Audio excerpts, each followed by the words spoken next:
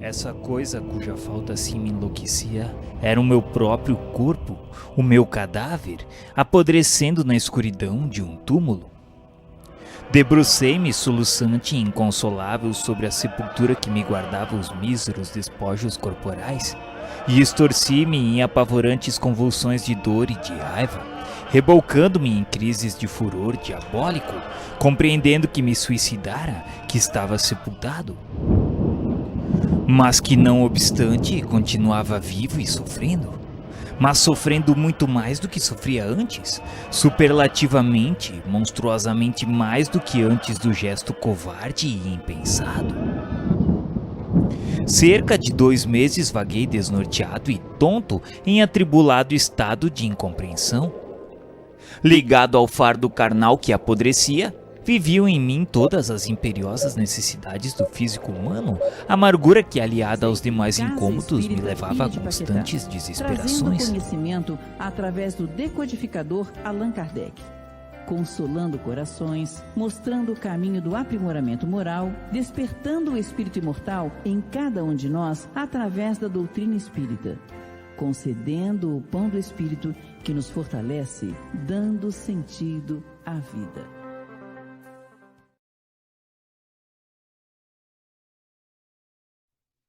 Bom dia, amigos. Estamos reunidos mais uma vez para o segundo encontro sobre o seminário Memórias de um Suicida, o livro psicografado por Ivone Pereira.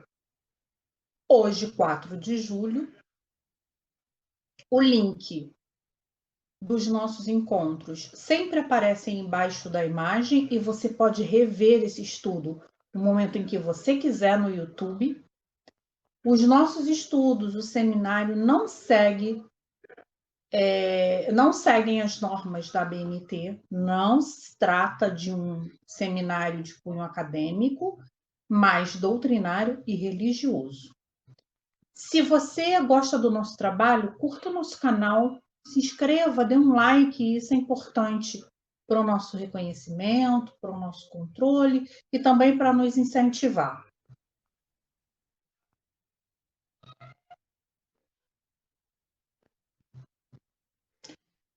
Vamos ao poema que nós selecionamos para a abertura desse seminário tão importante. O nome no poema se chama Valorizar a Vida.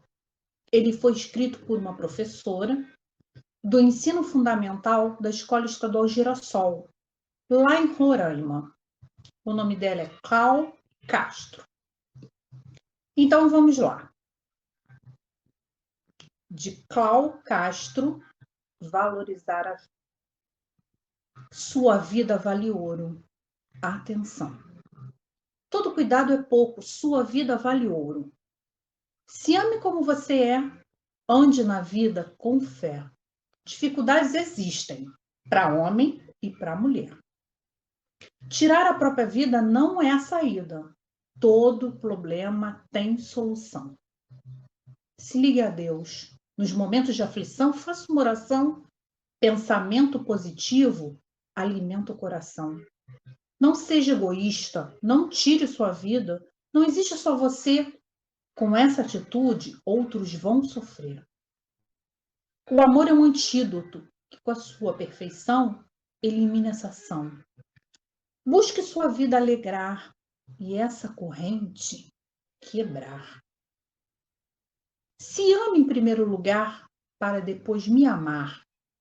Juntos poderemos fazer uma nova vida acontecer. Tudo depende de você.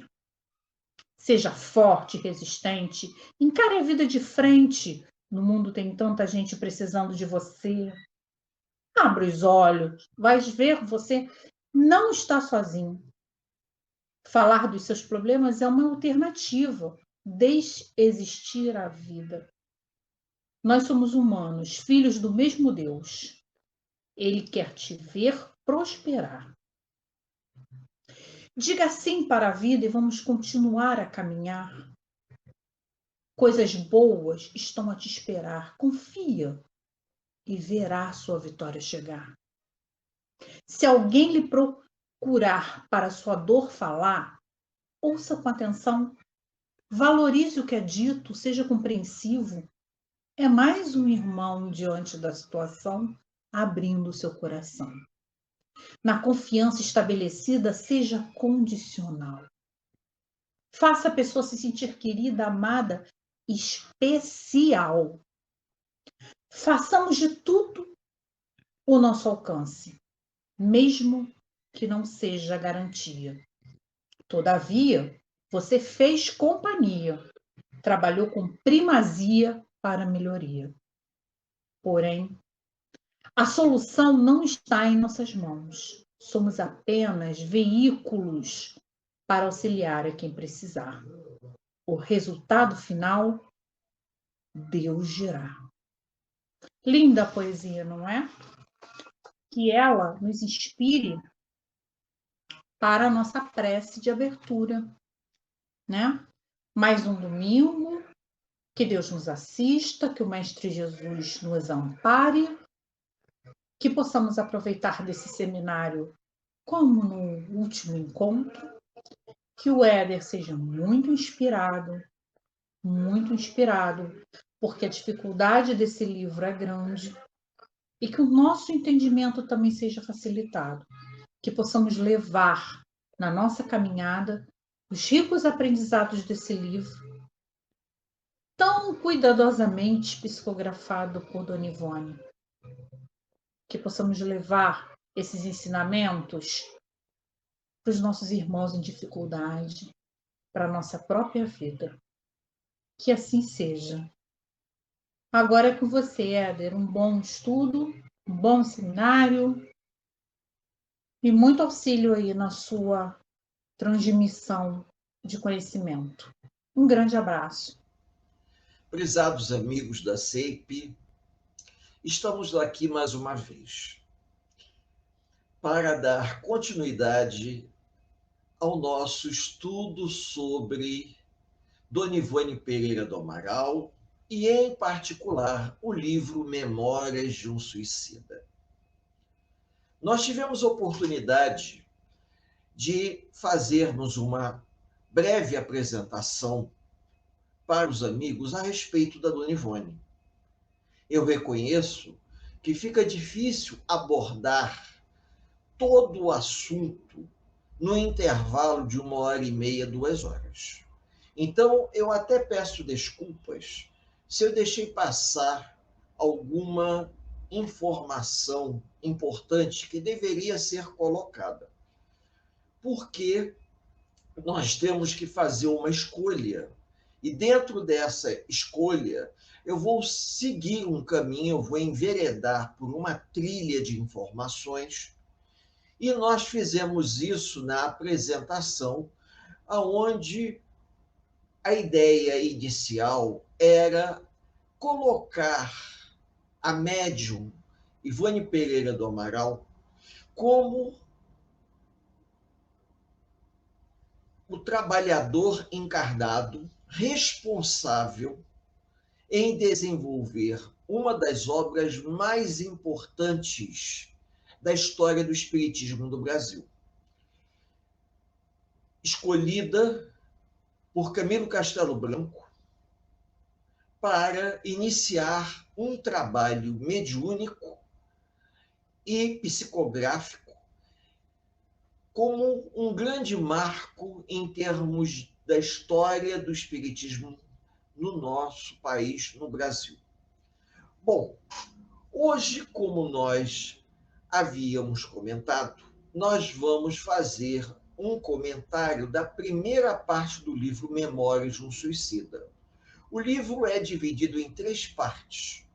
Eu não vou falar da subdivisão. Hoje nós vamos falar da primeira parte, de uma maneira detalhada e, em alguns pontos, romanceada, para que os amigos possam ouvir e pensar. Todos terão a oportunidade de formularem perguntas, se assim desejarem, e aí teremos tempo de sobra para organizar a segunda parte e assim sucessivamente a terceira parte. Qual é o objetivo? O objetivo é focar em 2 pontos que eu considero central. Por que Dona Ivone Pereira foi escolhida por Camilo Castelo Branco para escrever ou psicografar a obra Memórias de um Suicida? E qual a importância da obra Memórias de um Suicida para a história do Brasil? Então, a combinação desses fatores, nós vamos obter a resposta no decorrer do estudo, de maneira que os amigos vão poder pensar, refletir a respeito do que vai ser colocado aqui. E, mais uma vez, eu comento com todos. Hoje nós não teremos PowerPoint, será uma exposição com a intenção de abordar alguns pontos que nós escolhemos da obra. Estamos fazendo uma opção por um caminho de conteúdo programático. Caminho esse para nos auxiliar. Caminho esse para nós apresentarmos a obra Memórias de um Suicida, para que as pessoas possam entender a sua importância histórica e também a importância de ordem moral. Muito bem. Dona Ivone Pereira, ela, embora tenha nascido aqui no Rio de Janeiro, em Rio das Flores, Dona Ivone, ela vai morar em Lavras, Minas Gerais. E em Lavras ela vai frequentar um centro espírita, quando ela lá tem um contato muito grande com Bezerra de Menezes, nas reuniões mediúnicas. Ela gostava muito dessas reuniões porque ela via os espíritos e conversava com eles. Entre os espíritos que Dona Ivone vai ter a oportunidade de conversar, vai aparecer um espírito para ela que vai se apresentar, e esse espírito foi Camilo Castelo Branco. E Camilo Castelo Branco propunha a Dona Ivone realizar um trabalho com ela, um trabalho mediúnico, aonde pretendia escrever uma obra. Mas ela achou aquilo um absurdo. Por quê? Porque ela não tinha nenhuma vocação para escrever uma obra, principalmente de um poeta português. E ele disse para ela que não se preocupasse, que ela apenas transcrevesse para ele aquilo que ele ditaria para ela. E o curioso é que não é uma psicografia na acepção exata da palavra que vai acontecer. Porque quando a gente fala em psicografia, subentende-se que o médium vai ficar num estado de semiconsciência ou total consciência, vai ficar totalmente inconsciente, e o espírito vai controlar o braço do médium a ponto dele sair escrevendo. Com a Dona Ivone não acontecia isso. Acontecia um tipo de mediunidade diferente, onde ela dormia, se desdobrava, e ela, em desdobramento, ela entrava em contato com o espírito que lhe mostrava tudo aquilo que ele desejava que ela escrevesse. Quando ela acordava, ela se lembrava disso tudo como se fosse um filme. E ela escrevendo aquilo que ela ia lembrando. Ela tinha uma memória fantástica, porque ela acordava, ela lembrava detalhadamente do que ela havia visto em desdobramento e ela escrevia. E assim ela fez. Durante um bom tempo, ela escreveu tudo isso e guardou esse material. Até que na década de 40, ela tentou levar esse material na FEB, nós já até comentamos aqui, e na época o presidente da FEB recusou olhar, inclusive, o material, porque disse que só Chico Xavier tinha espaço na FEB.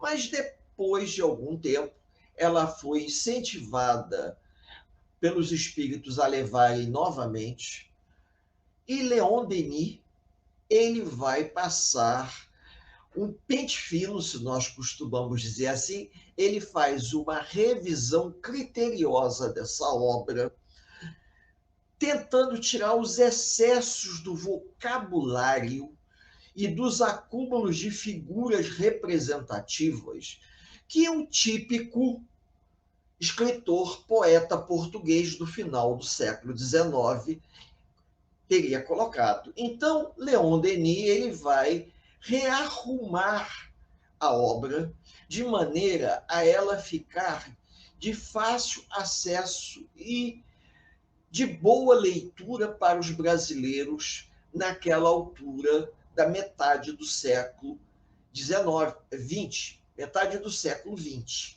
Tá?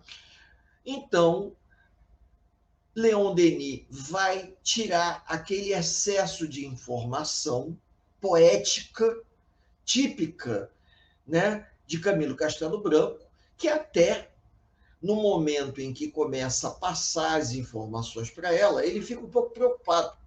Fica preocupado com a questão dos direitos autorais, fica preocupado que as pessoas não acreditassem que foi ele que havia sido ele que tinha escrito. Então ele resolve arrumar um pseudônimo, Camilo Cândido Botelho. Ele usa esse pseudônimo e assina o livro como Camilo Cândido Botelho, justamente para que os seus seguidores, os seus leitores, não criticassem a obra, aceitassem a obra e, com o decorrer do tempo, conseguissem perceber que Camilo Cândido Botelho e Camilo Castelo Branco eram a mesma pessoa. E isso vai funcionar. Vai funcionar, embora a dona Ivone gostaria que ele assinasse o nome dele, ele, não, vamos colocar de forma diferente, pelo menos a princípio, para não haver nenhum tipo de conflito. E assim foi feito. O livro foi organizado, Dona Ivone apresentou o livro na FEB já no início dos anos 50, quando foi aceito. Ela teve que datilografar o livro, datilografou o espaço 2 e apresentou o livro. Por volta de 1954, 55, ela já apresentou ele datilografado. E, se a memória não me falha, de 55 para 56 estava saindo o livro pronto, com seria, digamos, uma segunda introdução, né? Essa segunda introdução é o que nós temos hoje aí. Se nós pegarmos qualquer livro, a gente vai ver que ele tem uma segunda introdução, uma nota da própria leitora, da própria escritora e também uma nota de Leon Denis, falando exatamente que ele passou o pente fino, ele fez uma revisão acadêmica literária para adaptá-lo à maneira de ler e pensar do brasileiro daquele momento histórico. Muito bem. Como eu disse a vocês, o livro ele é dividido em 3 partes. E hoje nós vamos falar apenas da primeira parte, que se divide em 7 itens. De cada item nós vamos falar um pouquinho, mas vejam, eu vou falar do que Camilo Castelo Branco escreveu, fazendo alguns comentários no sentido espírita, no sentido de qual o objetivo disso. Não é apenas uma leitura romanceada. Nós não estamos aqui estudando romance português. Eu não sou professor de português. Então, mas nós estamos estudando um livro literário escrito por um poeta português, mas com um fundo espiritual. E o fundo espiritual é chamar a atenção dos homens para a verdadeira vida, que não é a vida material, e sim a vida espiritual. Embora Nosso Lar tenha sido o primeiro livro publicado e vendido que revelava a existência do mundo espiritual, como era Nosso Lar, o aeróbus, que todo mundo acha interessante, o ônibus que voa em Nosso Lar, toda a estrutura do Nosso Lar foi revelada por André Luiz, mas não foi o primeiro livro escrito. Nosso Lar foi o primeiro livro publicado. porque Dona Ivone Pereira recebeu Memórias do Suicida muito antes, em 1926, enquanto Chico Xavier vai receber Nosso Lar, de André Luiz, de 1941 para 42. Então, a gente tem que fazer esse breve comentário aqui. Em termos de revelação, Nosso Lar foi o primeiro livro a publicar as informações referentes ao mundo espiritual. Agora, em termos de registro, o primeiro livro que registrou as informações foi Memória de um Suicida, embora não tenha sido publicado. Bom, a primeira parte do livro, ele trata sobre os réprobos. O que vem a ser isso propriamente? Os réprobos são todos aqueles que foram condenados a um sofrimento muito grande, fruto de uma atitude extrema cometida contra eles próprios, devido ao mau uso do livre-arbítrio. E Camilo Castelo Branco começa nos contando que ele, com a idade de 65 anos, ele teve um problema de visão. E esse problema de visão fez com que ele perdesse a visão. Ele não ficou com pouca visão, ele perdeu, ficou cego. E dentro de um certo desespero, talvez de uma falta de uma espiritualidade da parte dele, né? Não é religiosidade, não, espiritualidade. Infelizmente, Camilo Castelo Branco cometeu suicídio, dando um tiro no ouvido direito. E a história toda ela vai começar quando Camilo Castelo Branco tira a sua própria vida orgânica e se surpreende que o tiro não fez desaparecer quem ele era. Ele achou que quando desse um tiro no ouvido, ele simplesmente ia apagar como uma lâmpada que queima. E isso não aconteceu. Ele continuou lúcido, mas estranhou muito, porque ele continua lúcido, mas ele não reconhece o local que ele se encontrava. E ele vai parar num lugar que ganha o nome de Vale dos Suicidas. Porém, Camilo Castelo Branco, durante muito tempo, ele se achou preso ao espaço físico, com um local horroroso, horroroso. Muita sujeira, muita lama, um cheiro de podridão muito grande. E ele, infelizmente, demora a perceber que ele estava na cova em que o seu corpo se encontrava. Ele não conseguia entender, ele achava que havia sido enterrado vivo, porque ele não tinha uma ideia de que a vida continuava com a morte do corpo físico. Mais adiante, a gente vai ver no livro que Camilo Castelo Branco ele reconhece para o mentor que ele sabia que aquilo que ele pretendia fazer não era uma coisa certa, mas ele não sabia que a vida continuaria em outro lugar. E foi exatamente o que aconteceu. Ele se surpreendeu muito porque ele não sabia onde ele estava, mas a sua consciência ela não havia se perdido. Ele havia mantido a sua consciência com o tiro no ouvido. E o curioso é que ele olhava, via o ouvido saindo sangue, sujando o ombro de sangue. Aquela cena dele dando tiro no ouvido era uma coisa constante. Parecia uma projeção de cinema, se a gente pode dizer. Ele se vendo dando tiro no ouvido o tempo todo.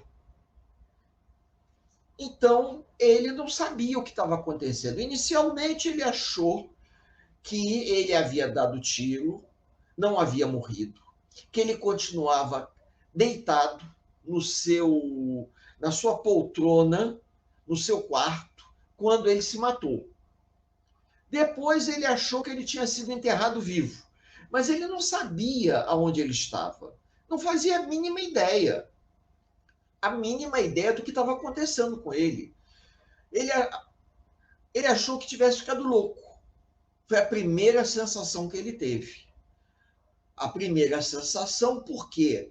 Porque ele demorou muito a perceber que ele estava no cemitério, junto com seu próprio corpo, quando ele se vira e vê que ele estava sob seus próprios restos mortais. Foi aí que ele, digamos assim, a coisa ficou pior, porque inicialmente ele achou que tinha sido enterrado vivo. Depois ele não sabe explicar para ele próprio, as informações mentais que ele tinha não o permitiam entender o que estava acontecendo. Onde é que ele estava? Ele sabia que ele havia tentado se matar, mas ele não sabia o que havia acontecido com ele após a tentativa de suicídio. Até que, num determinado momento, ele se vê arrebatado daquela região que ele estava para uma outra. Ele tenta fugir do local em que ele estava enterrado. Mas quando ele corria numa direção, ele corria, chegava num determinado ponto, quando ele olhava, ele estava no mesmo local que ele havia partido. Parece que ele estava dando voltas em torno da própria sepultura. Por mais que ele se afastasse da sepultura, ele era atraído para ela. E aí ele começou a achar que tinha enlouquecido, ele tinha tentado se matar, mas não havia conseguido, ele enlouqueceu completamente, tinha ficado maluco completamente, e num quadro de loucura, de insanidade total, ele não sabia explicar como ele e como tantas outras pessoas que o cercavam apresentavam um quadro de loucura coletiva. A única coisa que ele registra como uma coisa mais ou menos concreta é quando ele se vê se deslocando do cemitério e indo para uma outra região. Num determinado momento, ele vê que passam uma turba, um grande número de pessoas se deslocando, e ele não sabe explicar como. Parece que ele foi atraído por esse grupo de pessoas, e aí ele consegue sair do cemitério, ele consegue deixar a sua cova para trás. Foi aí que ele viu, ficou claro para ele que ele estava no cemitério, aquele local fechado que ele se encontrava era a sua sepultura. Ele não havia sido enterrado vivo porque ele estava lúcido. E ele não conseguia entender como era possível estar lúcido, com plena consciência do que ele havia feito, do que havia acontecido, e ele vendo seu corpo ali. Muito menos quando passou aquela turba de pessoas, uma algazarra, uma confusão danada, né? Como se fosse assim uma horda de figuras estranhas se deslocando, e ele não sabe explicar. Ele foi atraído por aquele grupo e ele acabou acompanhando aquele grupo. E o que mais chamou atenção a ele, que naquele grupo enorme de criaturas estranhas, mal vestidas, mal trajadas, algumas parecendo fantasmas, outras com aparência horrorosa, havia indivíduos que se destacavam em relação aos demais, trajando uma túnica branca, trajando uma lança na mão, como se fossem lanceiros. Aquilo chamou a atenção dele, como se fossem guardas.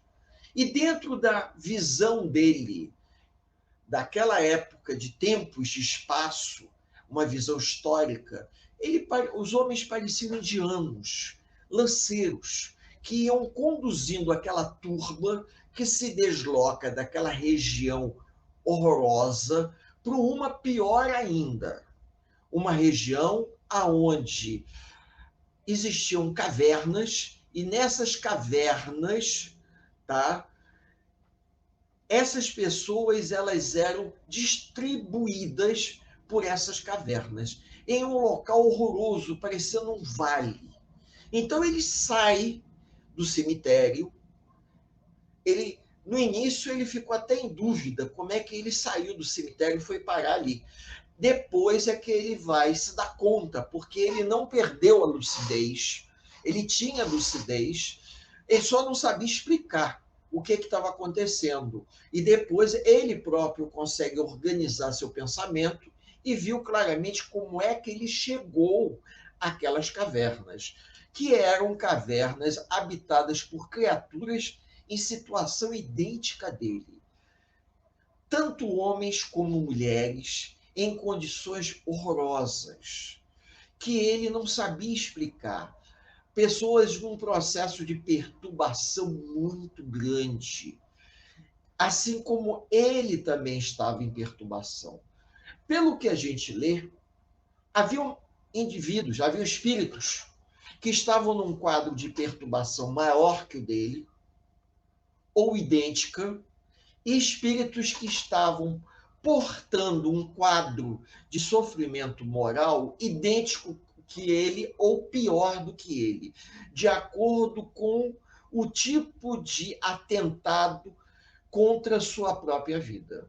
Então, segundo a própria narrativa dele, haviam pessoas ali que apresentavam a cena, e ele não sabia explicar, da forma com que haviam tirado sua própria vida. Então, quando ele olhava para as pessoas da caverna em que ele se encontrava, ele via como o outro havia tirado sua própria vida, assim como os outros olhavam para ele e viam também. Porque ele disse que é como se projetasse a cena da maneira com que a pessoa havia tentado contra si próprio, através de um tipo de suicídio em particular, que poderia ser enforcamento, que poderia ser uma tentativa de um tiro, como o próprio Camilo fez, que ele deu um tiro na cabeça, no próprio ouvido. Então havia cenas infelizes que essas criaturas apresentavam, e isso tornava o cenário ainda mais dantesco, porque o indivíduo já estava num quadro de perturbação e não entendia o que estava acontecendo, e ainda presenciava a cena dantesca que o outro havia tirado a vida dele.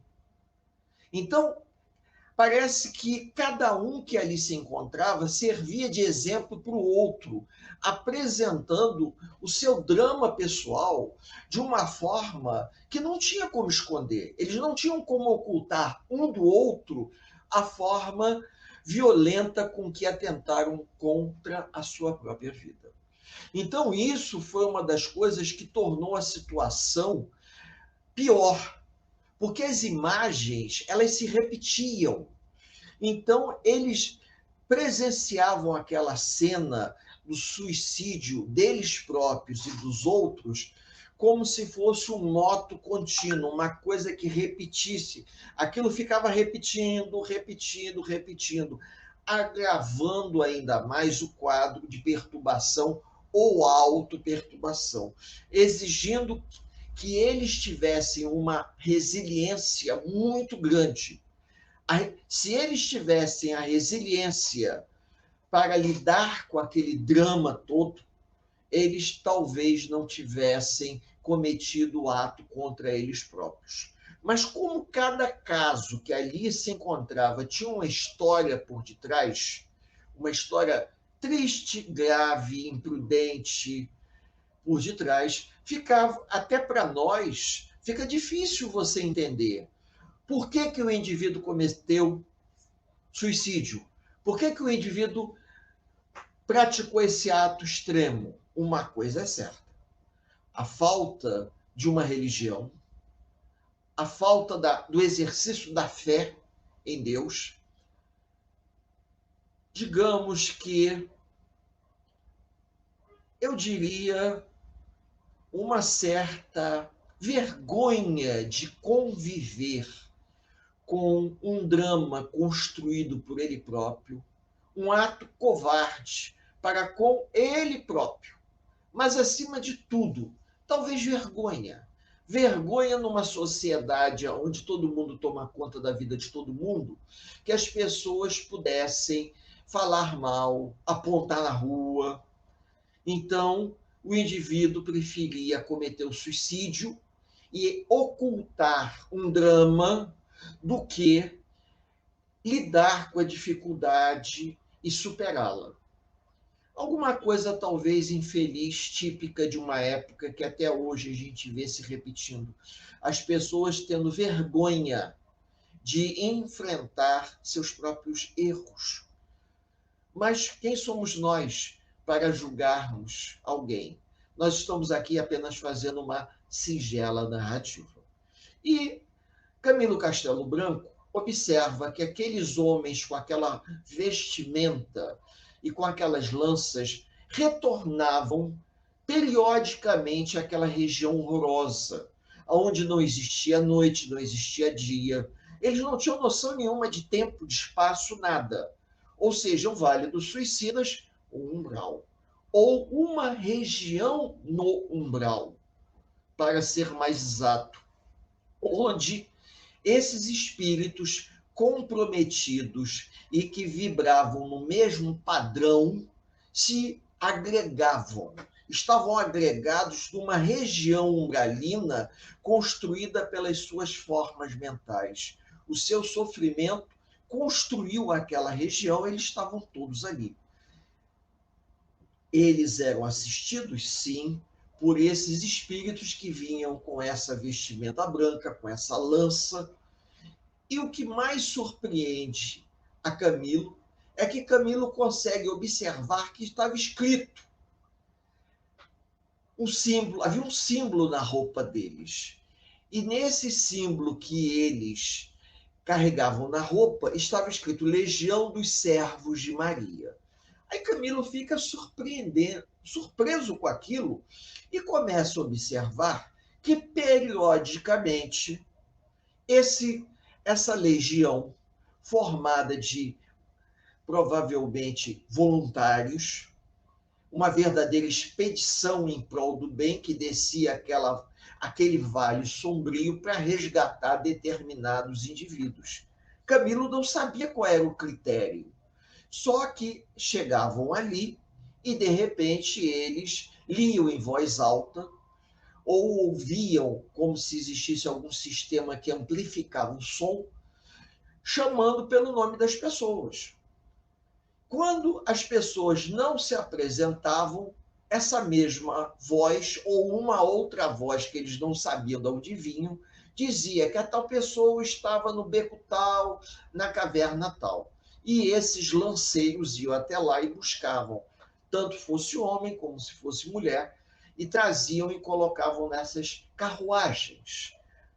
Lindas carruagens brancas puxadas por cavalos, aonde de fora não conseguia se ver quem estava dentro da carruagem. Eram carruagens grandes que percorriam suavemente aquele terreno e frequentemente vinham e levavam levas de pessoas que se encontravam naquela região horrorosa.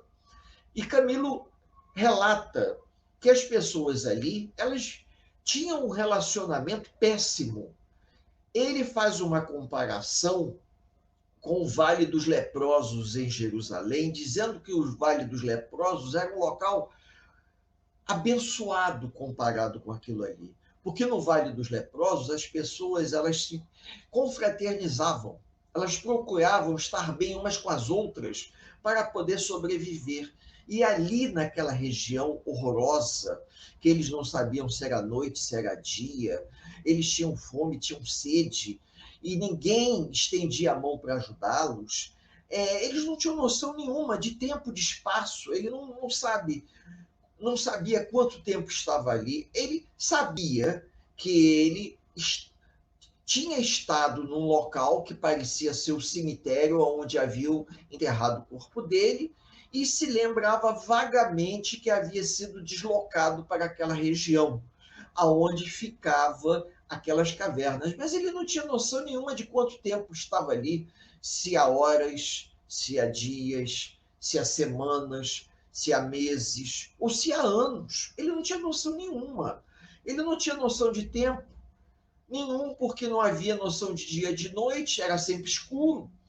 Até que, num determinado momento, ele tenta entabular conversa com as pessoas, mas todas as pessoas ali eram pessoas muito, digamos assim, angustiadas, muito revoltadas, porque todas haviam tentado contra a sua própria vida e se surpreenderam que continuaram vivas. E não entendiam nada do que se passava. Por quê? Porque a pessoa esperava que todo sofrimento acabasse no momento em que ocorresse a morte do corpo físico. Mas se surpreendeu. Por quê? Se surpreendiam porque constatavam que o corpo morria, mas ela continuava viva. Como? Como era possível isso? Eles não faziam a mínima ideia.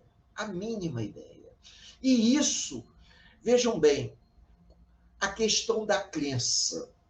Quando nós trazemos no nosso inconsciente uma crença que vem de vidas passadas, e essa crença ela entra em choque com alguma informação muito nova, a qual nós não sabemos explicar, digamos assim, a nossa mente, ela fica... Nós não temos um feedback da nossa mente. Eu diria assim, nós não temos um registro mental que possa nos ajudar a entender o que está se passando. E a gente vê isso claramente. Quando o indivíduo tem informação, a mente humana ela busca informação, preencher o espaço da indagação, da interrogação, com qualquer tipo de informação mental. A única informação que todos eles tinham para eles próprios é que eles haviam enlouquecido. Porque nada daquilo que eles estavam presenciando ali fazia sentido na história de vida deles. Nada, nada. Então, com isso, o estado de humor deles era o pior possível. Porque se eles já eram pessoas difíceis na Terra, não eram pessoas de fino trato, no bom sentido, embora fossem pessoas educadas nos melhores colégios, melhor formação acadêmica, indivíduos de classe média alta de Lisboa, porque haviam muitos portugueses, muitos espanhóis e muitos brasileiros nesse local, não eram pessoas amáveis, não eram corações amáveis a ponto de serem flexíveis diante dos seus próprios erros. Não eram. Eram pessoas amargas, eram pessoas revoltadas com elas mesmas e com a situação que se apresentava diante delas.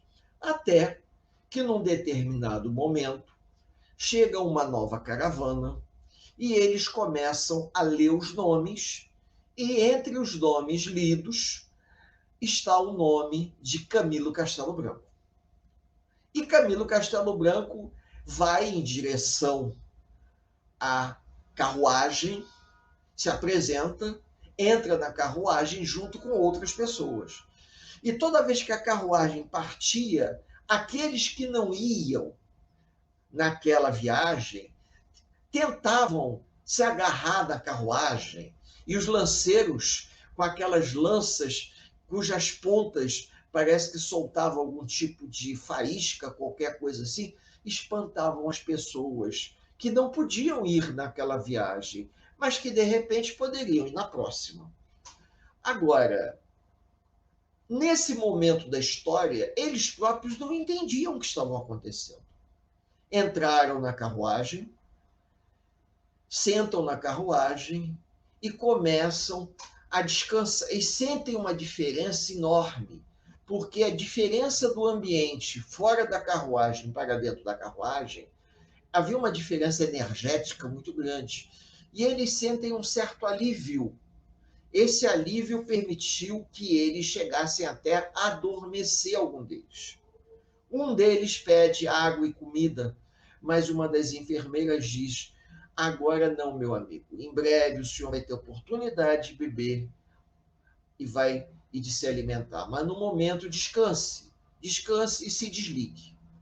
Pelo que eles descrevem, de dentro da carruagem era possível ver o que estava do lado de fora, mas de quem estava do lado de fora não conseguia ver o que estava dentro. Então eles foram acompanhando a carruagem, se afastando desse vale sombrio, o ambiente se modificando, a luminosidade aparecendo, e segundo ele narra, parecia um final de tarde, aonde o dia estava anoitecendo, e eles começam a observar que depois de algum tempo essa carruagem vai se aproximando de uma grande fortaleza, uma grande construção.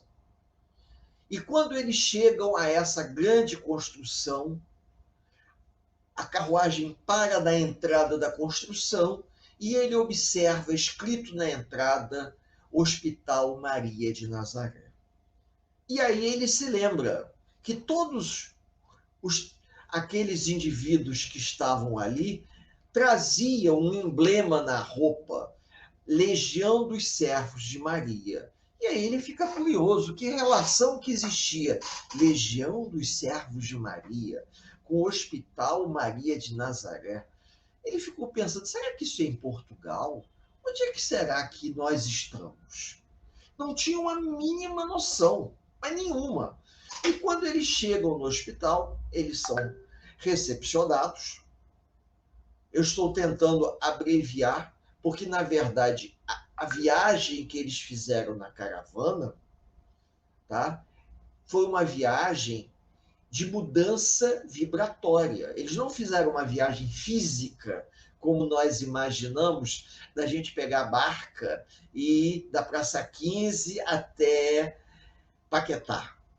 Eles não fizeram uma viagem física, eles fizeram uma viagem de mudança de padrão vibratório.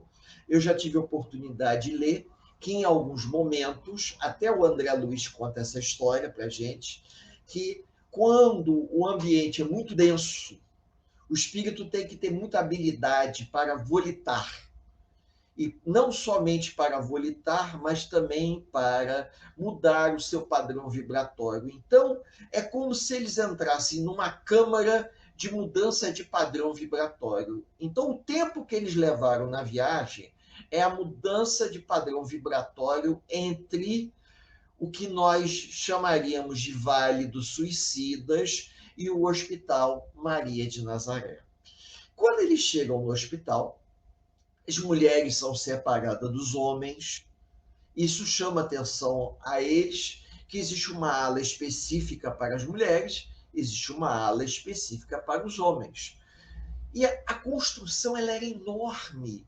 Aquilo foi uma coisa que chamou muita atenção de Camilo Castelo Branco. Ele diz que uma construção em padrões que ele nunca tinha visto, aonde todos vão ser separados, vão ser enfileirados para serem identificados. E ele até reclama que ele gostaria de tomar um banho. Aí o assistente que atende ele diz, não, mas pode deixar, vocês não vão ficar muito tempo na fila, não. Coisa de 20, 30 minutos no máximo, vocês vão ser atendidos. E aí ele se surpreende com a organização da instituição. Uma organização fantástica, a qual ele nunca tinha visto. E nesse intervalo entre eles serem identificados no portão de entrada, eles vão ver uma série de indicações, como, por exemplo, colônia correcional, torre de vigia, departamento de vigilância e departamento hospitalar. Então ele fica surpreso do nível de organização. Parecia um grande hospital, realmente, como na Terra, com uma infraestrutura a qual ele nunca tinha visto. sendo que no departamento hospitalar havia uma divisão. À direita havia o manicômio e à esquerda havia o isolamento. Então, lá dentro ainda havia subdivisões. Então, ele fica surpreso com o tamanho da estrutura. E ele, junto com todos os outros, são separados e são divididos em grupos de 10 e são encaminhados a uma enfermaria masculina, aonde 10 se organizam. Tá? E eles são divididos em amplas enfermarias com 10 leitos. E lá, onde tem esses 10 leitos, eles vão ser recebidos por trabalhadores, enfermeiros, que vão encaminhá-los para um processo de higienização.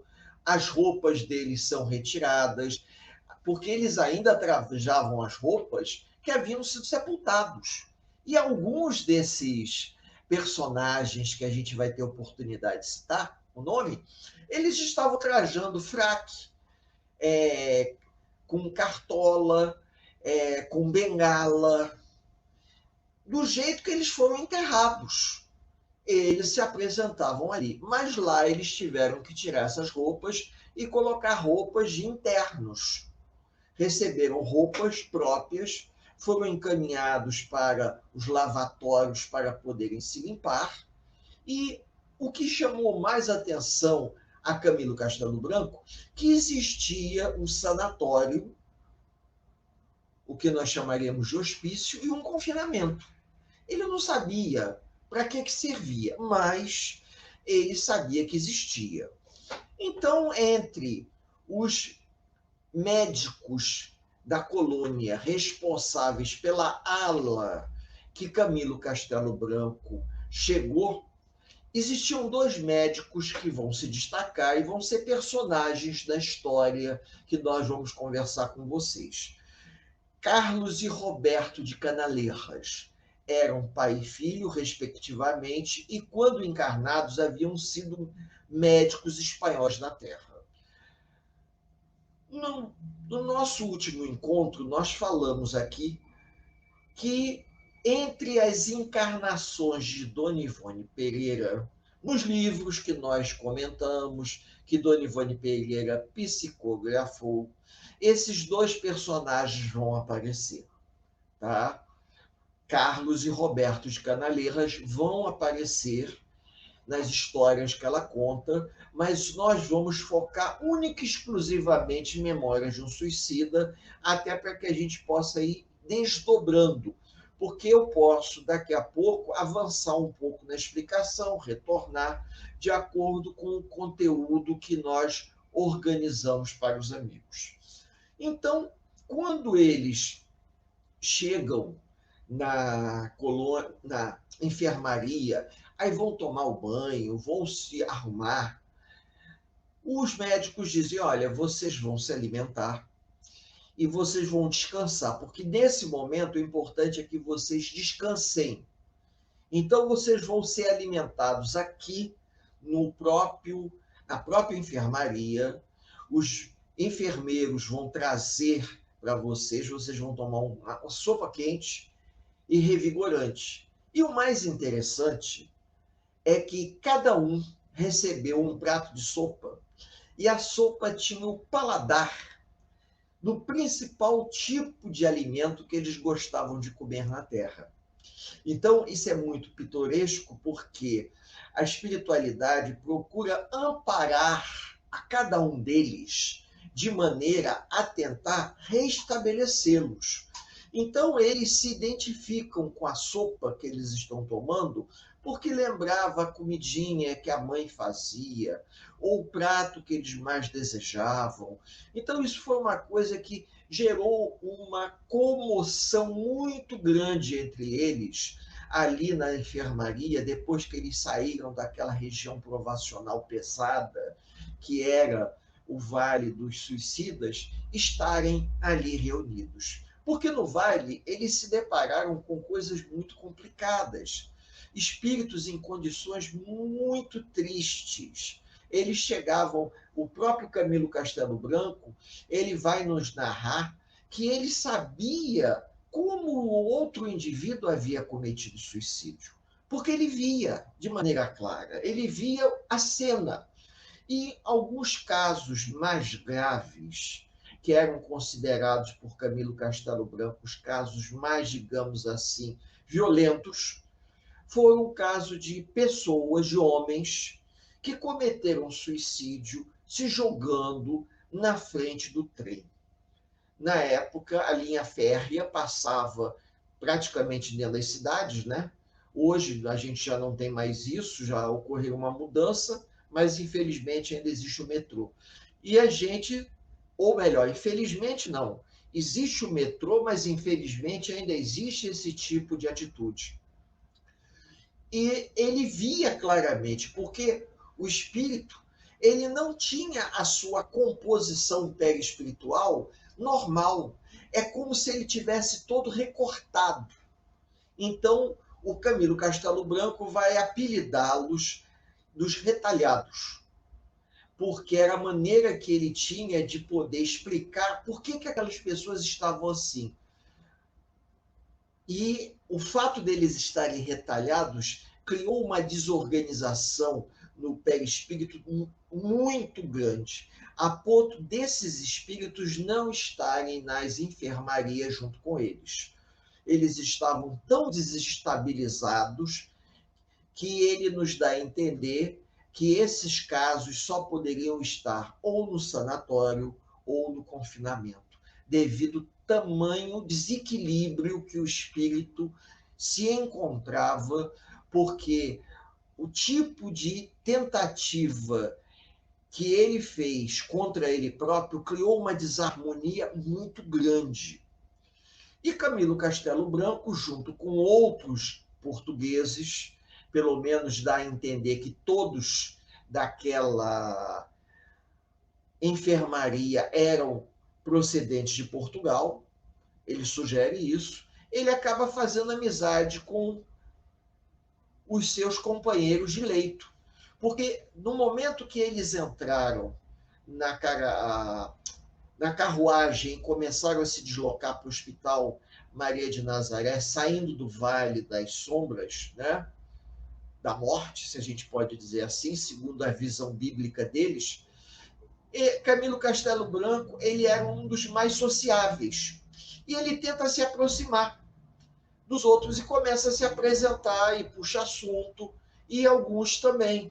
Então, do grupo, nós vamos destacar 5 personagens. O próprio Camilo Castelo Branco, João de Azevedo, Mário Sobral, Jerônimo de Araújo Silveira e Belarmindo de Queiroz e Souza.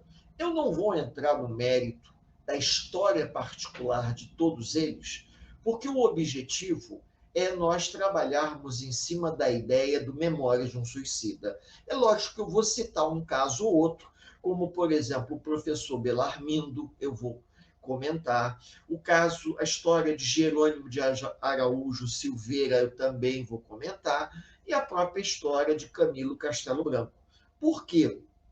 Porque são personagens que destacam um pouco mais a história. Da mesma maneira que eu também não vou entrar no mérito do motivo que levou eles a cometerem o suicídio, a não ser os 3 que eu comentei aqui. Porque até para podermos fazer um paralelo e entendermos o que levou o indivíduo a esse ato extremo. O que ainda hoje leva uma pessoa a cometer um ato extremo? Falta de fé, falta de humildade, covardia diante da vida, falta de uma resiliência a ponto do indivíduo enfrentar seus próprios problemas. Há um conjunto de coisas que podem contribuir para o indivíduo cometer suicídio. A gente, às vezes, se depara com situações que nos surpreendem, quando nós, na casa espírita, ficamos sabendo que um companheiro que frequentava a casa espírita cometeu suicídio. E, normalmente, a gente procura se interessar. E quando a gente se interessa um pouco mais, a gente descobre que eram pessoas que já eram portadoras de desequilíbrios muito grandes. Se nós soubéssemos de antemão, poderíamos, pelo menos, tentar, não digo que a gente fosse conseguir, mas tentar, através do trabalho de fluidoterapia, da desobsessão, auxiliar. Não que a gente tenha bagagem para ajudar a uma pessoa que tem uma forte propensão a cometer suicídio, mas a gente percebe que o maior trabalho preventivo é o exercício da fé, a prática do amor ao próximo, no trabalho que é feito na desobsessão e fluidoterapia, a gente teria mantido o nome da pessoa na desobsessão, teria encaminhado, explicando que aquela pessoa era, digamos assim, receptiva à ideia de tirar a própria vida devido às suas formas de pensamento. Mas quando a gente não sabe, fica difícil você poder perceber. E nós já fomos surpreendidos, mais de uma vez, com frequentadores, inclusive uma conhecida, que tirou sua própria vida.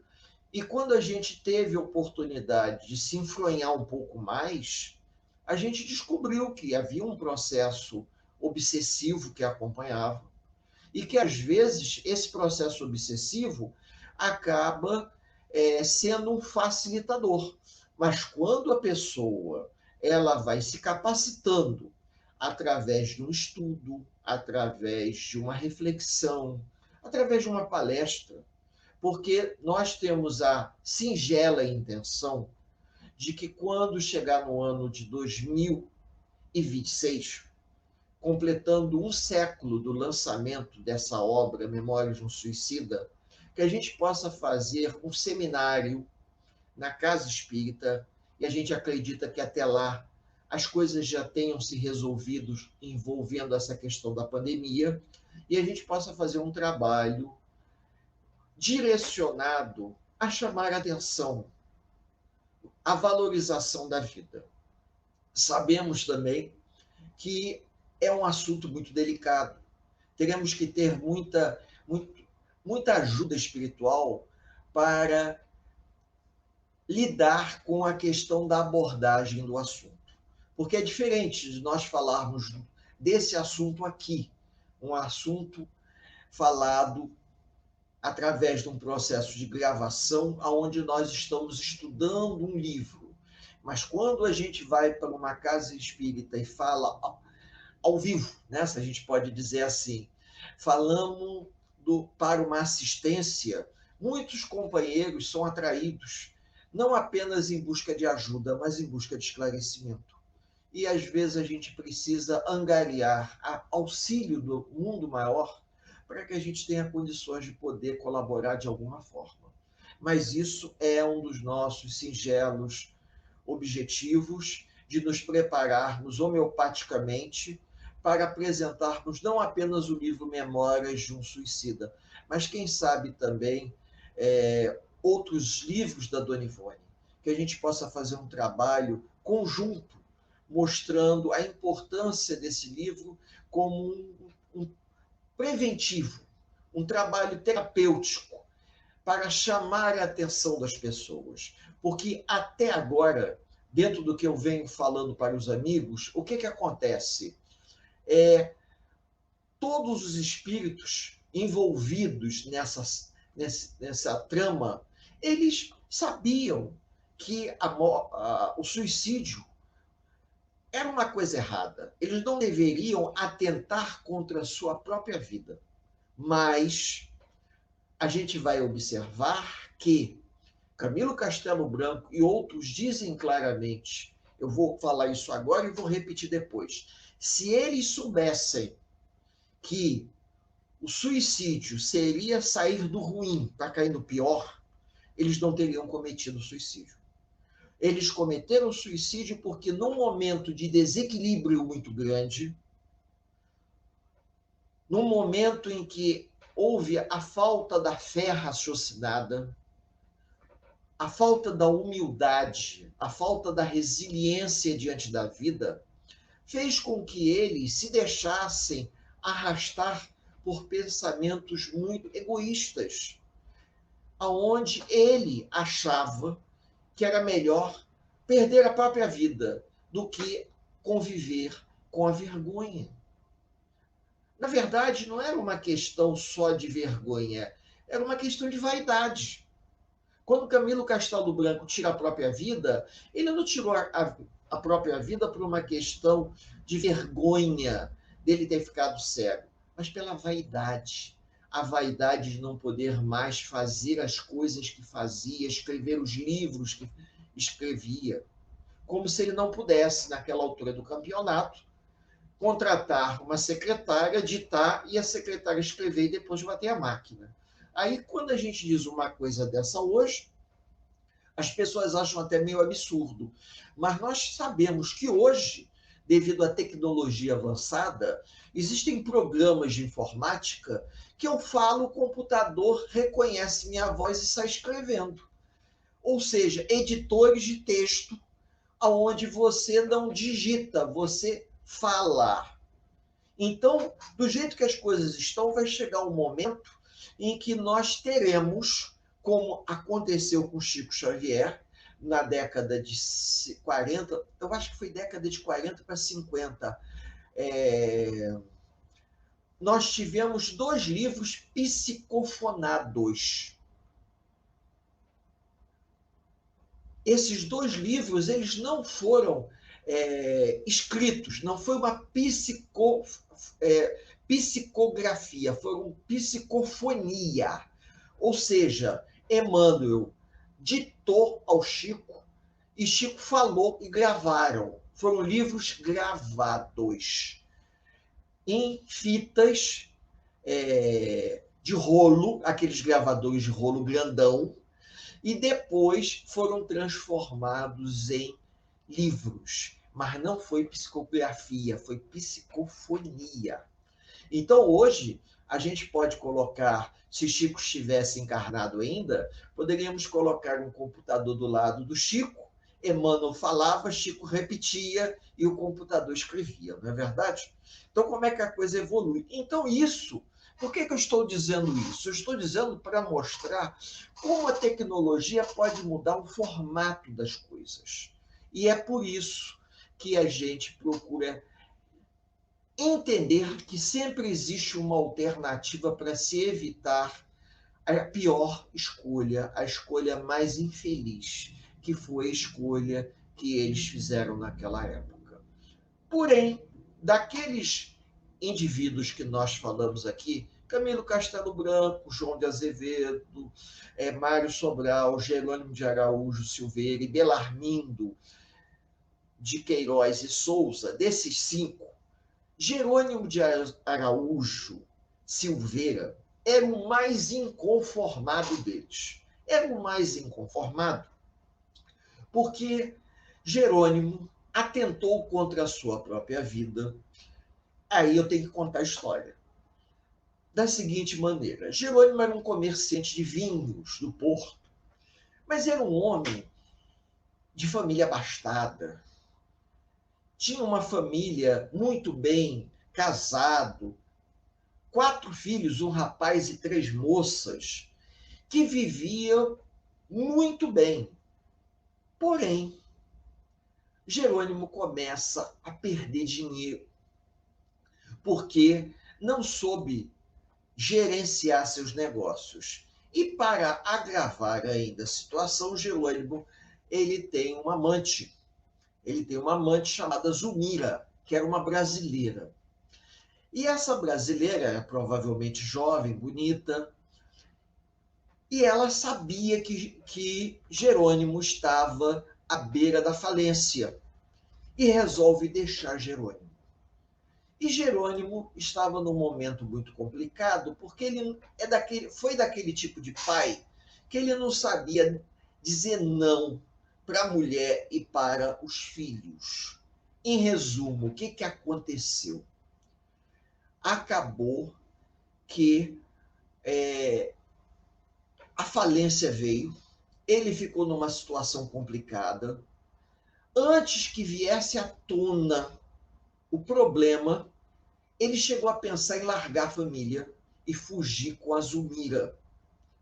Mas a Zulmira disse para ele: eu vou me embora, você já não tem mais nada, eu vou me embora como brasileiro, vou para o Brasil, vou voltar para o Brasil, vim para Portugal, mas agora eu volto para o Brasil, não quero viver mais em Portugal, e você está à beira da falência. Você tem mulher e 4 filhos para poder se manter e ainda tem essa situação.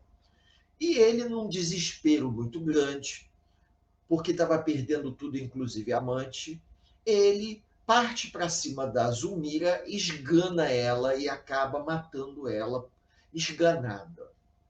Esgana ela pelo pescoço.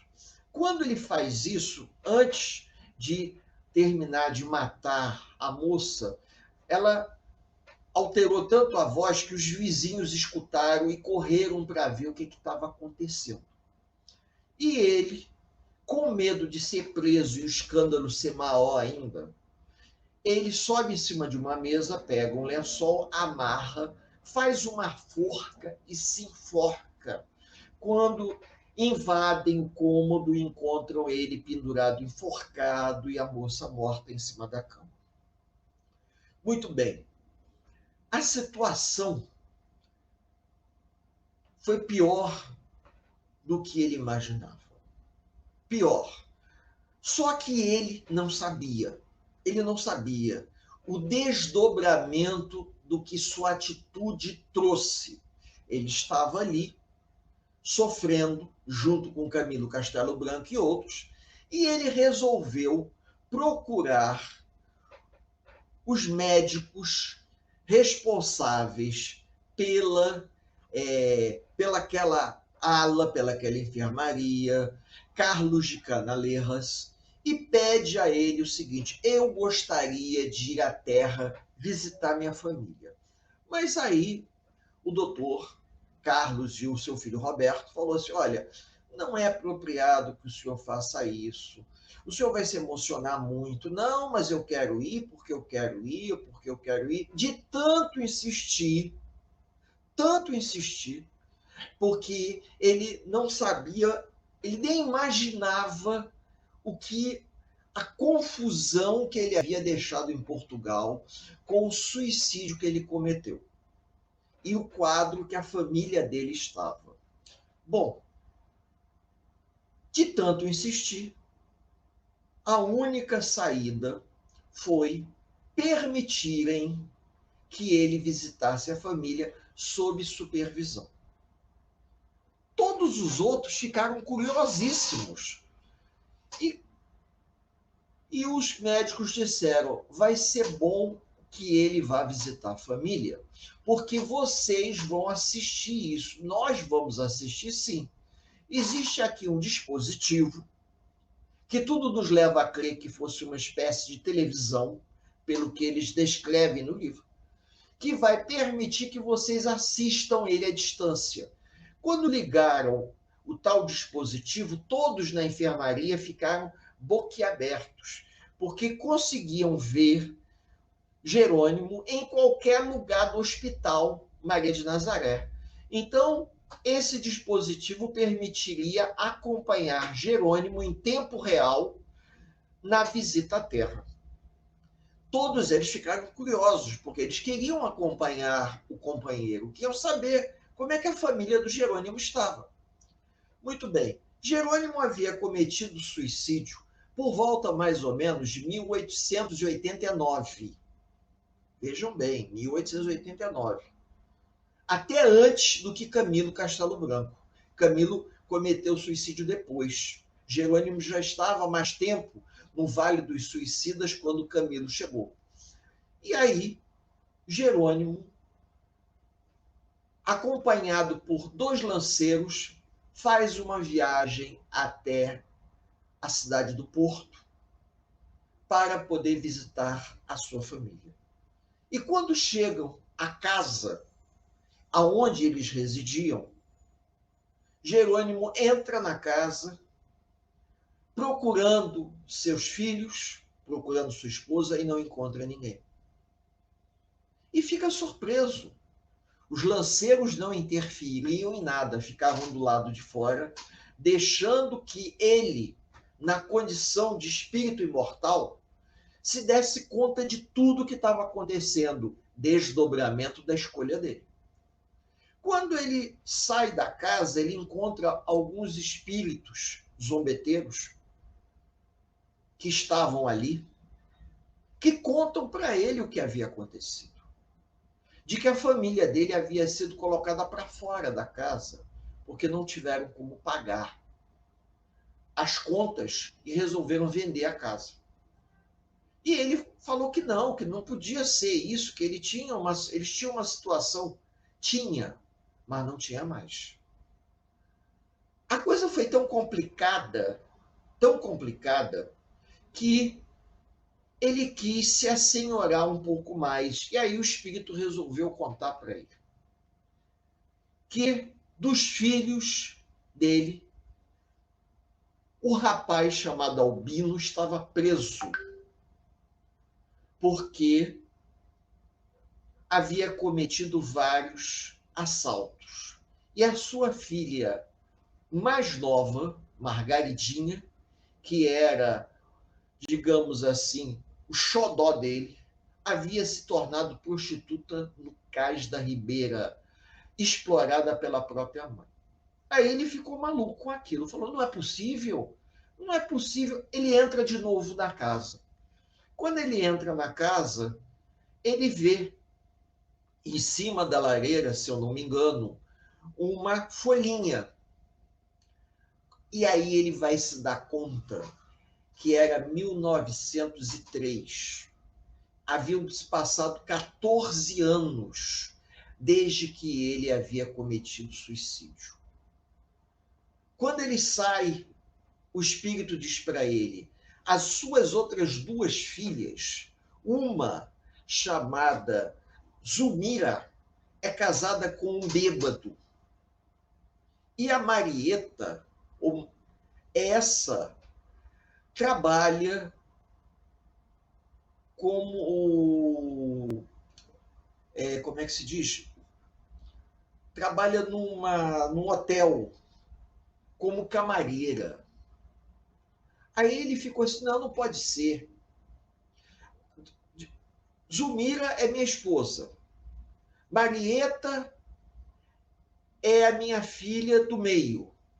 Sim, a Marieta casada com ébrio, mas a outra, a Linda, trabalha num hotel de péssima categoria, mas essa trabalha de forma honesta.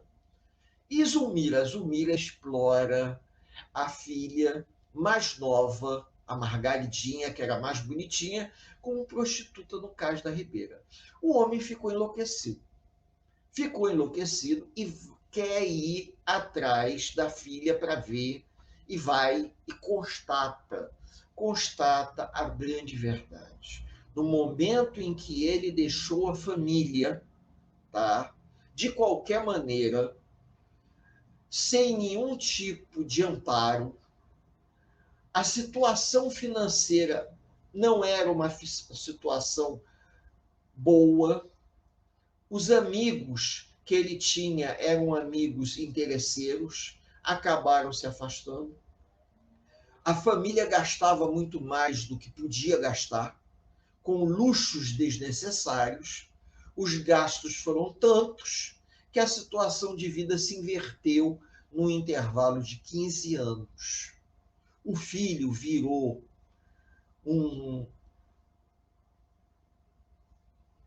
trombadinha da época, se nós podemos dizer assim, vivendo de assaltos, roubos, e com isso estava preso. E a sua filha mais nova virou prostituta. Ele quase que enlouquece. E aí pede aos lanceiros que tragam ele de volta para o Hospital Maria de Nazaré. Todos os outros companheiros que assistiram aquele dispositivo ficaram emudecidos, congelados, como diz Camilo Castelo Branco.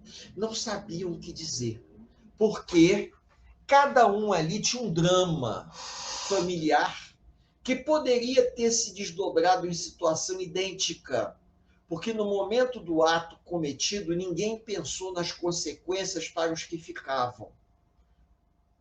Não foi uma morte que aconteceu naturalmente dentro de uma programação espiritual.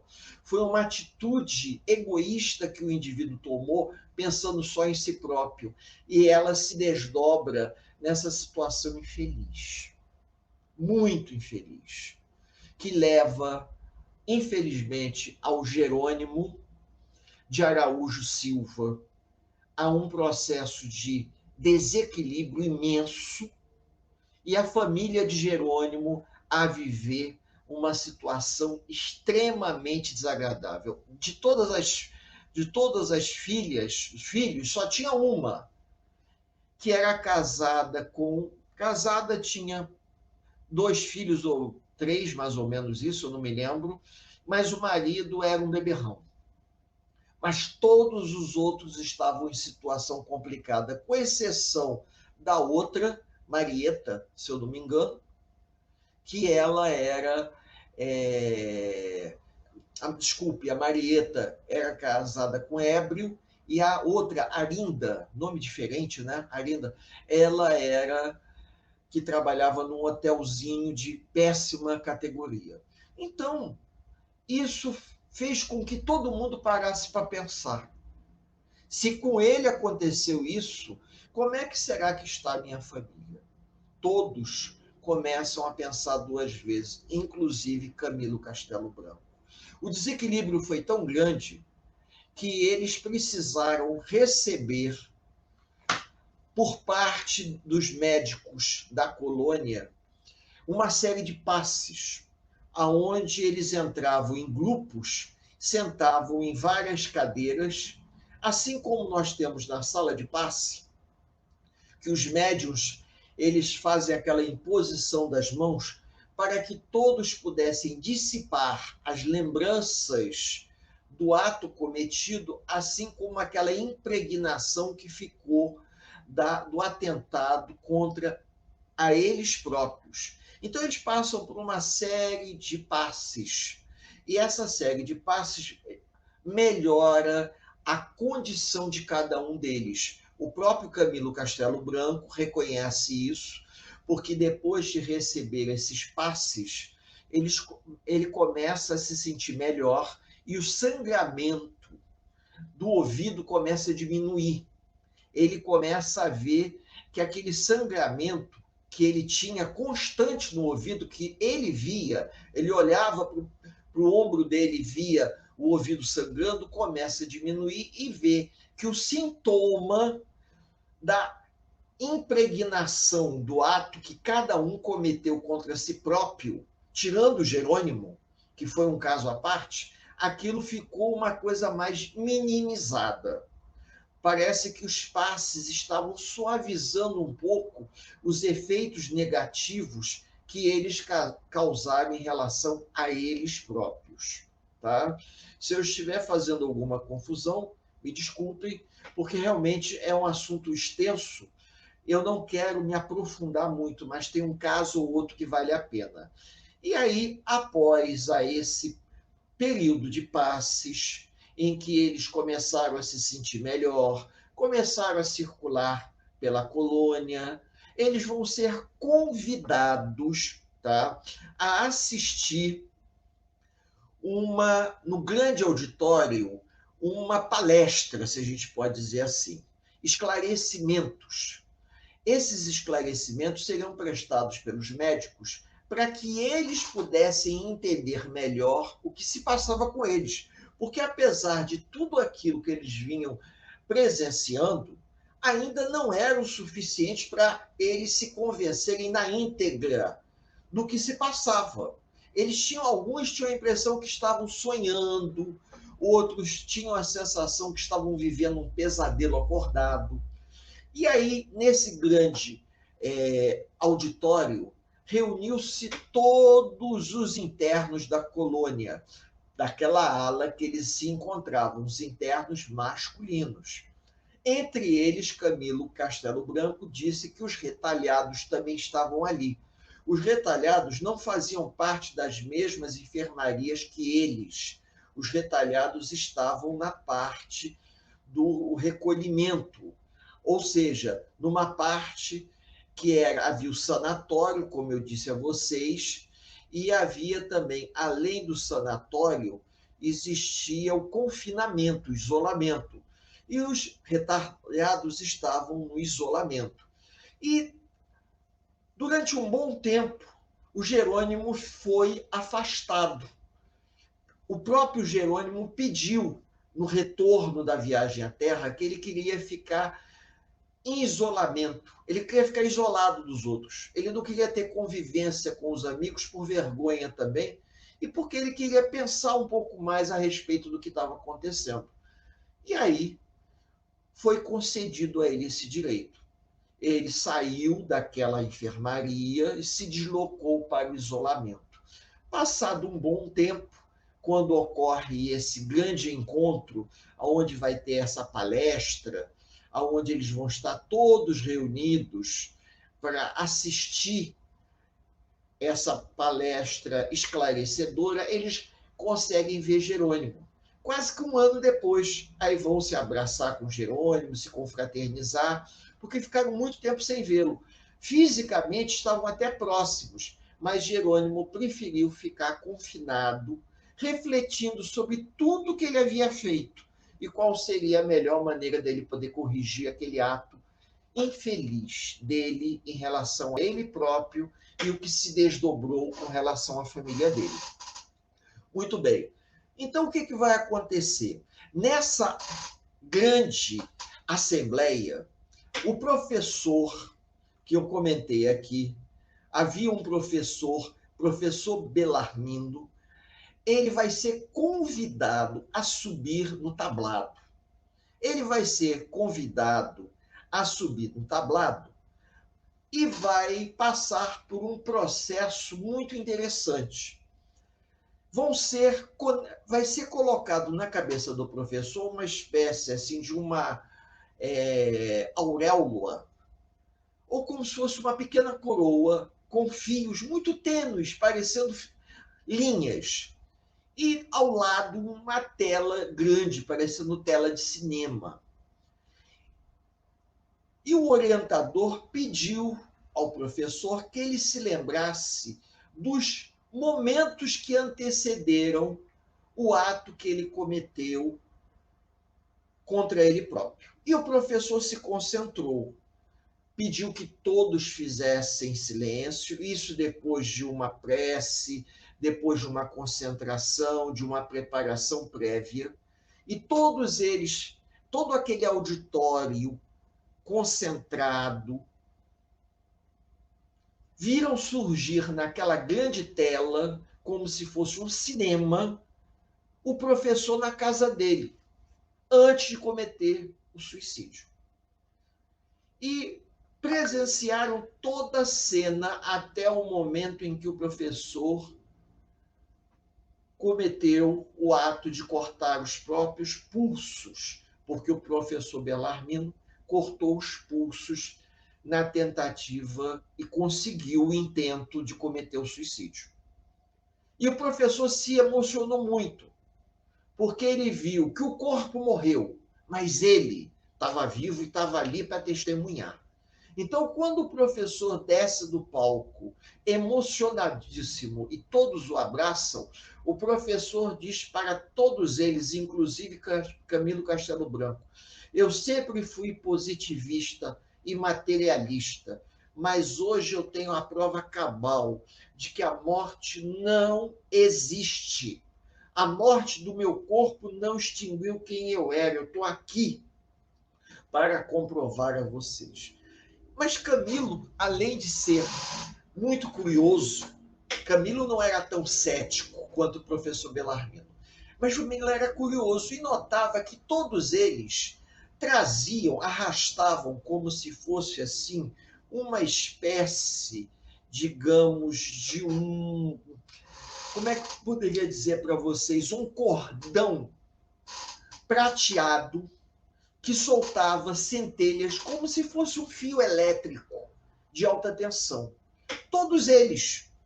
E Camilo chega para um dos assistentes e pergunta assim: vem cá, eu estou entendendo, mas o que é isso que nós trazemos presos à nossa cintura, como se fosse um cabo elétrico? Aí o instrutor disse a ele o seguinte: você, quando cometeu o suicídio, você rompeu a sua ligação com o seu corpo físico. Toda a energia que você tinha vital para você completar seu ciclo de vida até o seu momento do desencarne, ela não se desfez. Com isso, o que você vê aqui é a energia vital se desfazendo através desse cabo, que nada mais é do que o cordão fluídico que ligava você a seu corpo físico.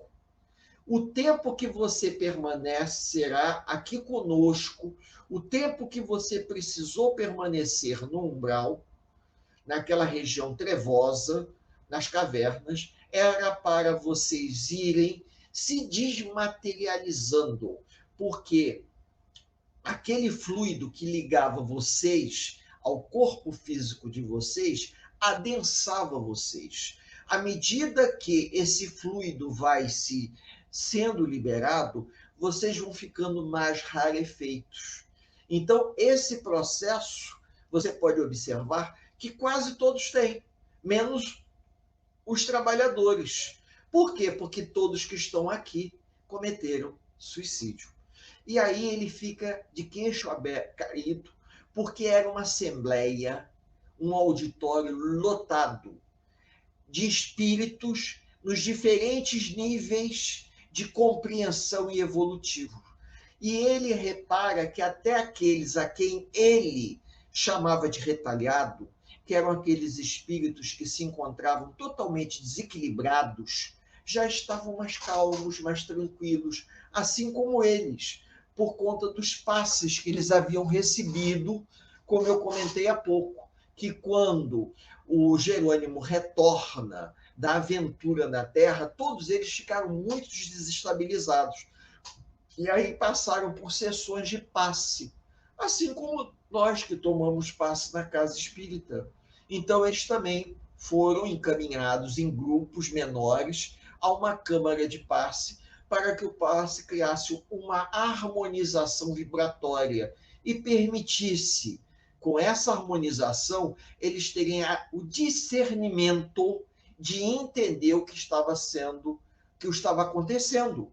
Porque, embora eles tenham visto Jerônimo ir à Terra, ver a situação da família do Jerônimo, era surpreendente demais para eles imaginarem que aquilo tudo fosse verdade. O próprio Camilo, em vários momentos, ele dizia claramente: se eu soubesse que a morte do corpo físico não faria desaparecer quem de fato eu sou, eu nunca teria feito isso. Aí o mentor vira para ele e diz para ele de uma forma muito inteligente: mas você nunca parou para pensar que esse ato que você cometeu e todos esses outros ia contra as leis de Deus? Sim, ia contra a lei de Deus. Mas eu nunca tinha lido nada que pudesse gerar o esclarecimento dessa natureza. Isso era falta de quê? Falta de espiritualidade. Não era falta de religiosidade, não. Religiosidade, portugueses e espanhóis sempre tiveram demais, né? Até um pouco fanatismo em alguns aspectos. Mas quando eu digo a espiritualidade, é você perceber a presença dos amigos espirituais, você perceber a influência dos amigos espirituais. Apesar das nossas dificuldades e limitações, nós estamos tentando superar o homem velho que nós trazemos para nos tornarmos criaturas melhores. Esse esforço em nós nos tornarmos seres humanos melhores é um movimento de espiritualidade, aonde você está buscando um autoesclarecimento. É isso que a obra tenta mostrar para as pessoas, não desistirem delas próprias, continuarem a viver, acreditando que o amanhã será melhor do que o hoje e que nós devemos aceitar a nossa vida como uma programação que nós escolhemos. Se nós estamos passando pelo que estamos passando, é porque de alguma forma nós escolhemos isso.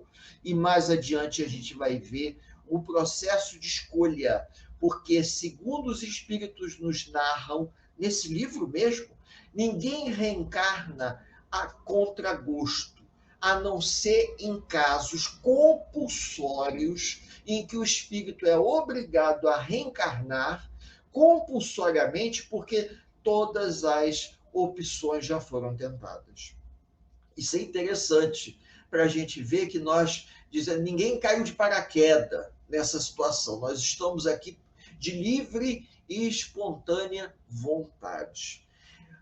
Quando a situação ela vai avançando, os benfeitores do Hospital Maria de Nazaré percebem que nem todos que estavam ali daquele grupo que foi retirado das cavernas poderiam ser ajudados da mesma forma. Por quê? Porque nem todos tinham a percepção do plano espiritual, nem todos tinham a mesma compreensão que Camilo Castelo Branco tinha. Camilo Castelo Branco até se surpreende quando ele fala do isolamento, do confinamento. Por que alguns estão ali e ele diz, eu estou aqui nessa enfermaria com liberdade de ir e vir?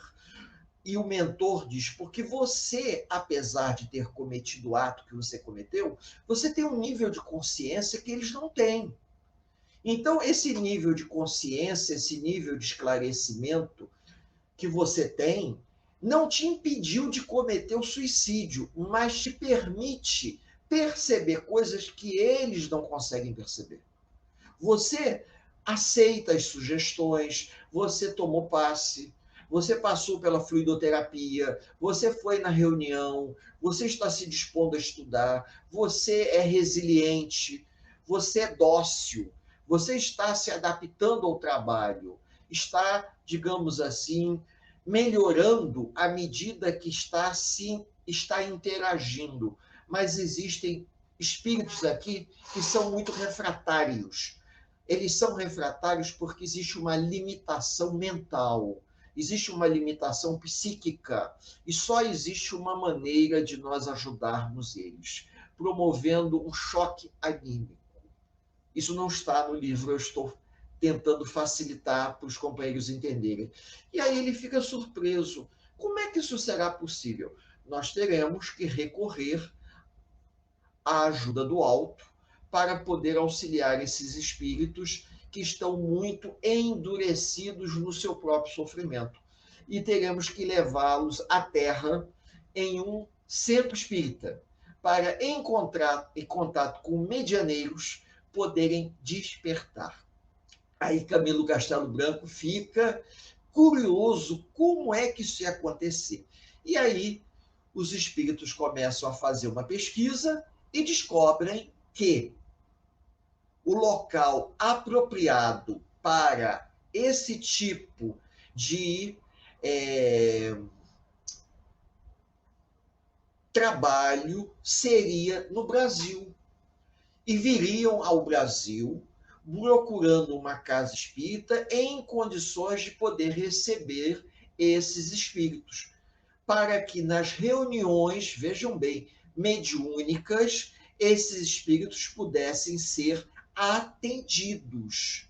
E o mais interessante é que eles tiveram que vir na frente, os mentores, para poder consultar os médiuns. Quais os médiuns mais habilitados para poder receber esses espíritos em sofrimento, em grande sofrimento? Porque os médiuns teriam que ser previamente preparados em desdobramento, na hora do sono, para que no dia da reunião estivessem com o seu equipamento espiritual em condições de receber um espírito com uma diferença vibratória tão grande, E, curiosamente, Camilo Castelo Branco fica sabendo que não são todos os médiuns que se dispõem de boa vontade, de bom coração. Mesmo sabendo que teriam ao seu lado o Hospital Maria de Nazaré, que dariam toda a proteção e que receberiam todo o amparo energético. Eles se assustam. Esses médiuns se assustam com a condição deplorável que se encontrava o sofredor. Tinham medo. Medo por quê? Falta de esclarecimento, falta de estudo. Naquela época era muito comum. Ou o indivíduo fazia por amor, ou não fazia. Então, alguns médiuns não aceitam o compromisso, declinam ao convite. Por quê? Porque eles têm receios de que eles pudessem passar mal, ou receios que poderiam ter algum tipo de desequilíbrio, sendo que os médicos lá do Hospital Maria de Nazaré estavam dando toda a garantia de que os médiuns seriam amparados. Mesmo assim, os médiuns recusaram a ajuda aos necessitados. Porém, sempre existe alguém que abre o seu coração e permite a ajuda. E com isso, os trabalhadores do Hospital Maria de Nazaré vão se organizar para vir numa grande caravana, uma excursão aqui na Terra, para ajudar a essas criaturas que estavam em condições deploráveis, que só poderiam ser ajudadas se fossem trazidas na Terra e se passassem pelo que nós chamamos de choque anímico. Então, nesses centros espíritas, que ele não diz exatamente onde é que é, mas a gente sabe que percebe que não é nas capitais, é em cidades do interior, pessoas muito simples do interior, que se dispõem de bom coração, em desdobramento, a auxiliarem ao trabalho que era feito nos bastidores da casa espírita que frequentavam. E aceitam a ajuda. E esses espíritos dementados, fruto da tentativa de suicídio, se jogando embaixo da linha do trem, né? O trem passando por cima, foram levados até lá. A coisa é tão triste que o próprio Camilo Castelo Branco ele vê quando o espírito tenta juntar os pedaços do seu corpo em cima da mesa, porque aí, naquele momento, o espírito percebe o que havia feito.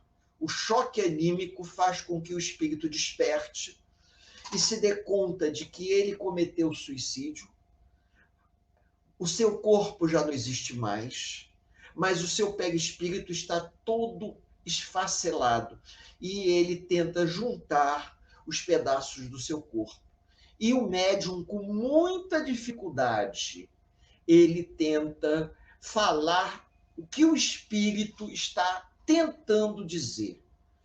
Quando a gente, às vezes, na mesa de desobsessão, vê um espírito que tentou cometer o suicídio, né?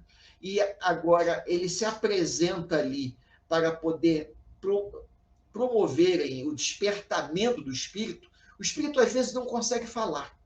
Ele não consegue falar porque ele tem todo a sua região fonadora destruída quando de repente tomou veneno, por exemplo. Ele não consegue. Ele tem uma voz gutural. Ele não sei nem qual é a expressão que eu posso usar, para não usar a expressão pejorativa. Ele não fala, murmura certas coisas. Ou outros que dão a entender o quadro dantesco que se encontraram. Não é qualquer médium que se dispõe a receber esses espíritos. E eles encontram nessa região. Camilo Castelo Branco ele fica impressionadíssimo com a boa vontade dos trabalhadores encarnados e tem um encontro com esses trabalhadores encarnados. Tem um encontro e descobre uma simplicidade imensa. Pessoas da roça, pessoas simples, pessoas boas de coração, que estão dispostas a colaborar, estão dispostas a servir em nome do Cristo. Pessoas que não têm cultura nenhuma, fazem de bom coração e recebem o amparo dos amigos espirituais. Numa das sessões, porque eles permaneceram um bom tempo, não foi um trabalho feito de uma hora para outra, eles permaneceram um bom tempo e Camilo Castelo Branco, junto com outros, não podiam ficar no centro espírita porque a vibração deles era uma vibração muito pesada. Eles ficavam no campo, em contato com os animais, embaixo de árvores, absorvendo as boas energias da natureza. E durante essa viagem ao Brasil, eles não tiveram chance de ir a Portugal. Eles tiveram a oportunidade de vir aqui, entrar em contato. Eu acredito que ou foi Minas Gerais ou São Paulo que se deu isso, tá? É uma suposição, pode ter sido até Minas Gerais, como eu falei, Lavras aí no início, quem sabe, né? Então, essa região recebeu esses espíritos, os necessitados foram tratados. Mas em uma das reuniões, Camilo Castelo Branco, ele ficou curioso, como é que aquilo tudo que estava se processando ali, eram tão poucas pessoas, como é que era possível se fazer um trabalho de tamanha grandeza? Foi quando, de repente, ele se deu conta que poderia, por trás daquela instituição espiritual tão simples, daquela casa espírita tão simples, poderia ter uma retaguarda. E ele, em prece, pede aos benfeitores do Hospital Maria de Nazaré que permitam que ele veja os bastidores espirituais daquele centro espírita. E os amigos do Hospital Maria de Nazaré consentem e permitem que não apenas Camilo Castelo Branco, mas os outros que estão ali na excursão para aprender também vejam. E aí eles vão ficar surpresos quando eles veem que existia uma colônia espiritual trabalhando em comum acordo com aquele centro para poder ajudar aquelas criaturas tão necessitadas. Aí que Camilo Castelo Branco vê a grande importância da prece, da concentração do pensamento, que nós não estamos sozinhos, são mentes interconectadas com o alto, e que os discípulos de Kardec não são aqueles que mais estudam, são aqueles que muitas das vezes que de coração sincero e aberto se dispõem a trabalhar em prol do bem. Esse é o exemplo que Camilo Castelo Branco nos deixa na página 104 do livro, quando fala nossos amigos, os discípulos de Allan Kardec. Nos fala isso por quê? Porque ele procura nos mostrar que não basta que a gente tenha o conhecimento na mente, a gente tem que ter o amor no coração. E é isso o ponto mais importante para que a gente possa ir finalizando. Eles retornam à colônia espiritual, o Hospital Espiritual Maria de Nazaré, trazendo os retalhados já numa condição melhor do que estavam, porque pelo menos rompeu aquela crisálida aonde eles se encontravam desligados do mundo, desligados de tudo que estava acontecendo em volta. Enquanto Camilo Castelo Branco, embora tenha sido um suicida e tinha plena consciência de tudo que se passava, os outros que foram levados para, em contato com o aparelho mediúnico dos médiuns, despertarem, eles não tinham noção nenhuma. Eles estavam vivendo como se estivessem encapsulados numa dor, encapsulados num confinamento dentro deles mesmos, que essa era a única forma deles conseguirem despertar. Aí a gente vê a grande importância do trabalho mediúnico. Não apenas ajudar aqueles que nós levamos o nome para receberem algum tipo de benefício, mas às vezes companheiros que são trazidos de situações que aconteceram, que a gente nem faz ideia, e que precisam serem auxiliados. Estão vivendo um eclipse da razão e precisam ser despertados. E o despertamento se dá através do esclarecimento fraterno que uma reunião de desobsessão pode oferecer, principalmente quando os médiuns são assíduos, quando os médiuns assumem um compromisso com a casa e exercem esse compromisso trabalhando em prol do bem, sem a preocupação do que vai acontecer, porque sabem que por trás existem os benfeitores espirituais, que na casa espírita, naquelas condições, existe um amparo. Como eu falei aqui, os médicos do Hospital Maria de Nazaré ofereceram todas as garantias para que aqueles médiuns aceitassem aqueles espíritos dementados, mas eles não aceitaram. Eles têm o livre-arbítrio de recusar? Tem. Como nós também temos o livre-arbítrio de declinar a um convite. Mas nós sabemos que depois a gente sempre acaba se arrependendo. Não é verdade? Bom, nós vamos ficando por aqui para não nos estendermos demais.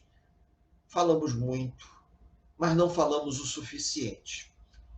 Prometo que no nosso próximo encontro, na parte de introdução, eu faço uma repescagem, que eu mesmo vou assistir o vídeo para ver se ficou faltando alguma coisa de importância para comentar com os amigos, para darmos continuação à segunda parte desse nosso encontro fraterno.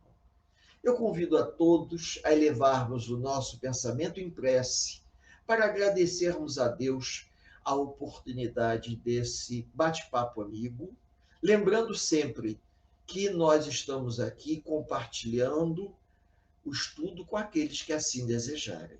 Dessa forma, simples, singela, de uma maneira informal, fazendo um estudo informal da primeira parte da obra Memórias de um Suicida, para aqueles que quiserem uma opinião, trocar ideia. Se desejarem perguntar, mandem as perguntas no chat que a gente responde.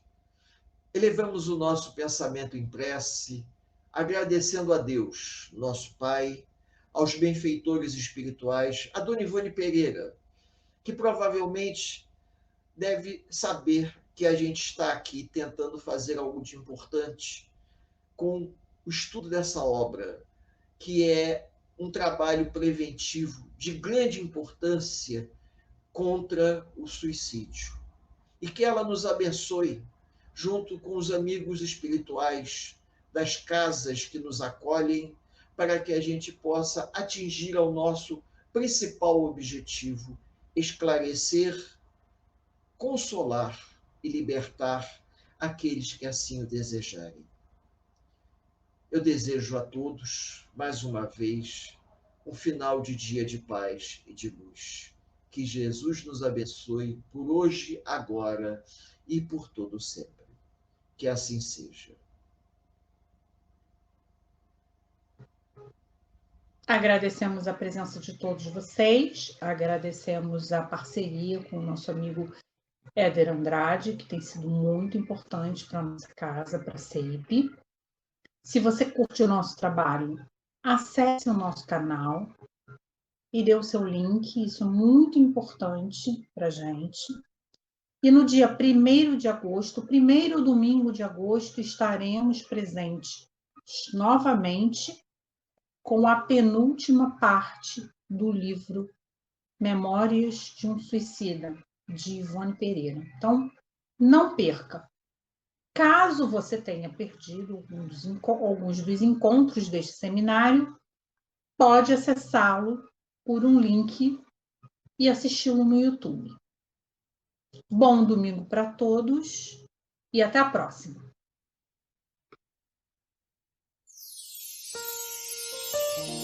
A Casa Espírita Ilha de Paquetá, CEIP, agradece a presença de todos. Deseja que tenhamos uma excelente noite de sono reparador, com descanso do corpo físico.